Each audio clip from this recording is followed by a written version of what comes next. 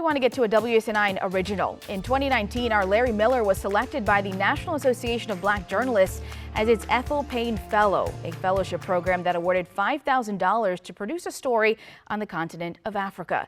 Larry was set to leave for his trip in March of 2020, but COVID restrictions would mean a 2-year delay. In May, Larry made the nearly 10,000-mile journey from D.C.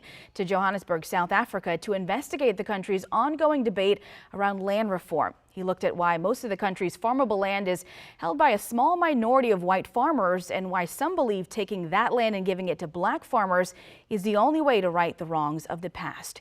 Here's his special report, Land of Their Ancestors.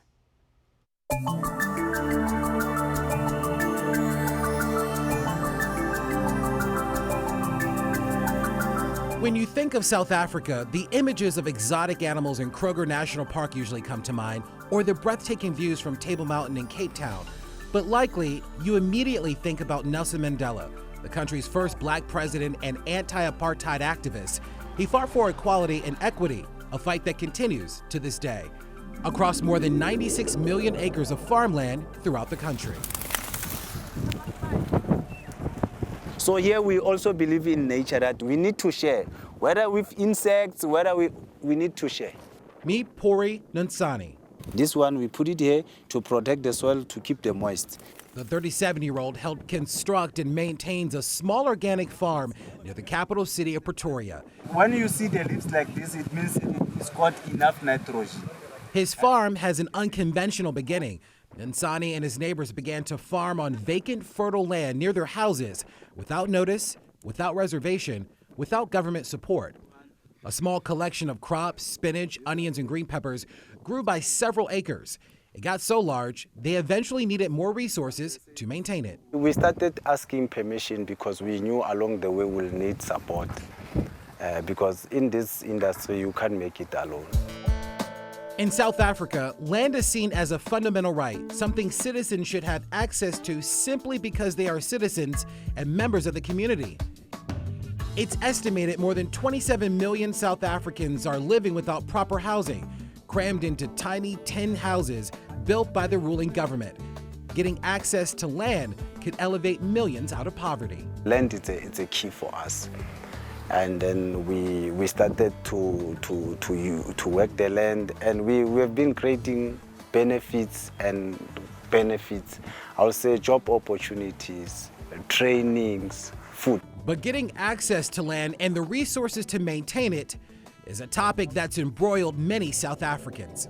To really understand the issue of land here in South Africa, we have to look at the numbers. In terms of demographics, blacks represent 75% of the population here in this country, whites just under 8%. But when we look at who owns the land, that tells a completely different story. Whites own more than 75% of all farming land here in South Africa, blacks just 4%.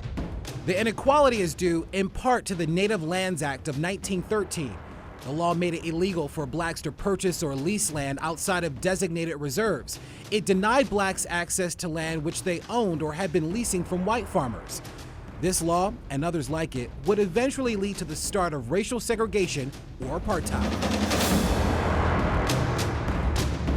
To increase the number of black landowners, some members of parliament have called for the country to move forward with what they call expropriation without compensation, essentially taking land from white farm owners and redistributing that land to black farmers.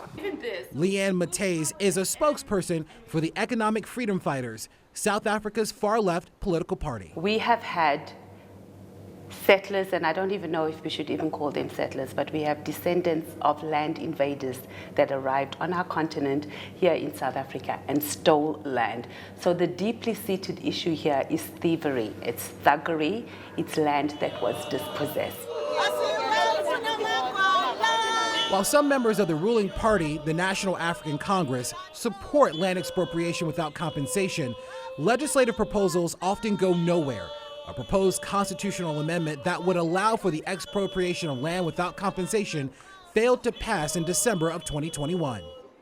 Tembike Nakawatobi is a lawyer and author of the book Land Matters, South Africa's Failed Land Reforms and the Road Ahead. Land reform is primarily driven by the land-owning elite that is mainly white, mainly wealthy, and mainly inherited that land ownership from apartheid.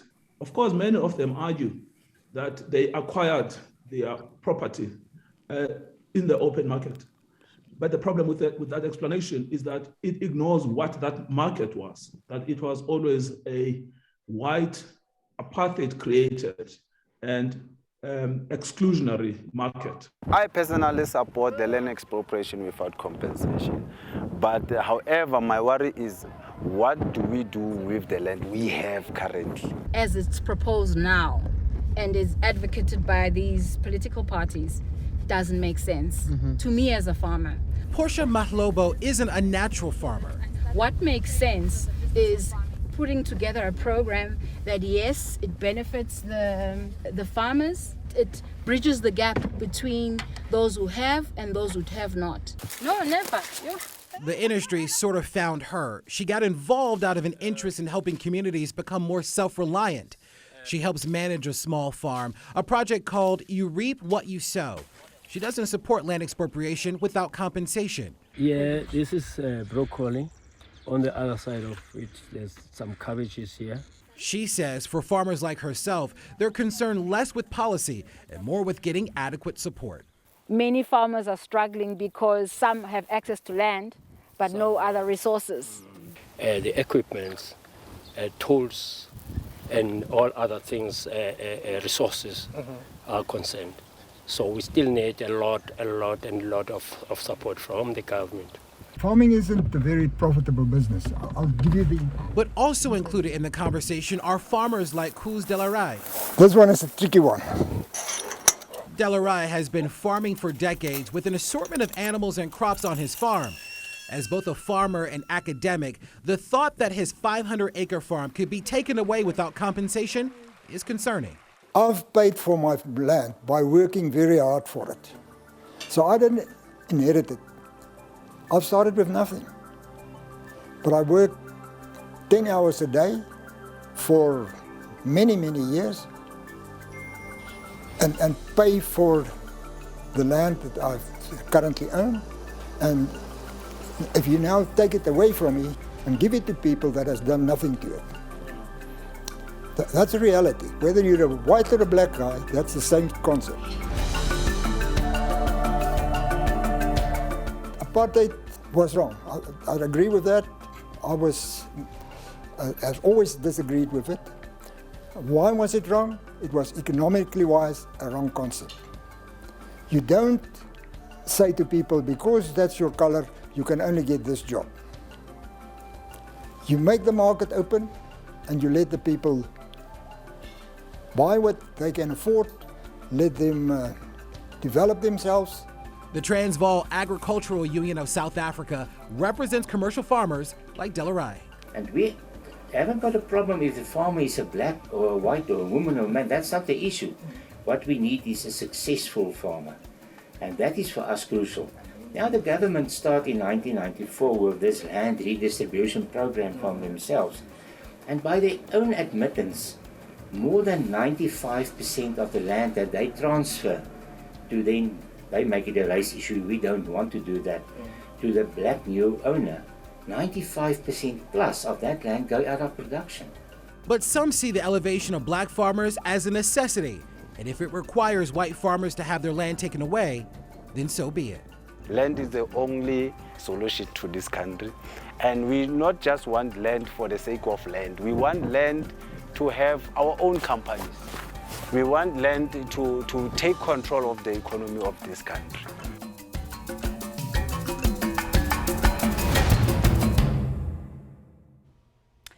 Incredible reporting. Thank you. Very nice job.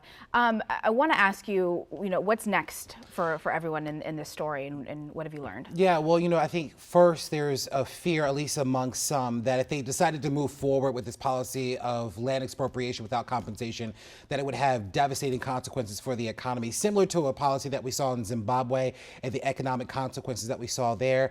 When I talked with Mr. Nakawatobi, he was really clear that any impact to the economy would be negligible and actually it would be helpful because it would lift so many out of poverty.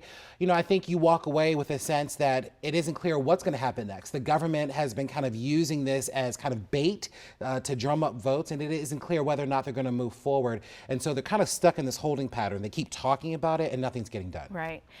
Biggest takeaways, I mean, traveling so far to cover this story, what have you learned and what do you take away from all this? Yeah, I think that's a good question. You know, I think we have our own issues here at home, right, when it comes to race relations, what this country looks like for some people and what it looks like for others. What you find is that in a multicultural society, those issues still exist, whether it be here or in a country that's 10,000 miles away. But I think there's a learning lesson here ultimately, is that if we do a lot more listening and we take aggressive policy positions and move forward with that, I think everyone wins in the end. All right, absolutely. Listening, very important. Yeah. Larry, we appreciate it. Excellent reporting. Thank you so much. And thanks for joining us on this Sunday. Girl, it's early. All right, Mary, I'll send it over to you.